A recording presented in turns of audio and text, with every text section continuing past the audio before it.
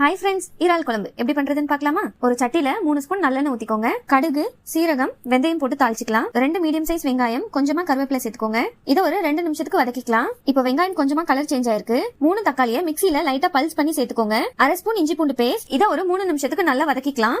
தேவையான அளவு உப்பு. இப்ப தக்காளி நல்லா சாஃப்ட் ஆயிடுச்சு. நம்ம கிளீன் பண்ணி வச்சிருக்க பிரான் உள்ள சேர்த்துக்கலாம். கேஸை மீடியம் ஃப்ளேம்ல வச்சு ஒரு 5 நிமிஷத்துக்கு நல்லா வதக்கிக்கோங்க. நம்ம இதை வதக்கும் போதே பிரான்ல இருந்து தண்ணி விடும். இப்ப 5 நிமிஷம் ஆயிருக்கு. இந்த ஸ்டேஜ்ல கட் பண்ணிருக்க உருளைக்கிழங்கு சேர்த்துக்கலாம். இதையும் ஒரு நிமிஷத்துக்கு வதக்கிக்கோங்க. நல்லா வதக்கியாச்சு. இப்போ இதுல 1/2 ஸ்பூன் மஞ்சத்தூள், 4 ஸ்பூன் குழம்பு மிளகாய் தூள். இதை ஒரு வாட்டி நல்லா கலந்துட்டு 2 கப் போல தண்ணி சேர்த்துக்கோங்க.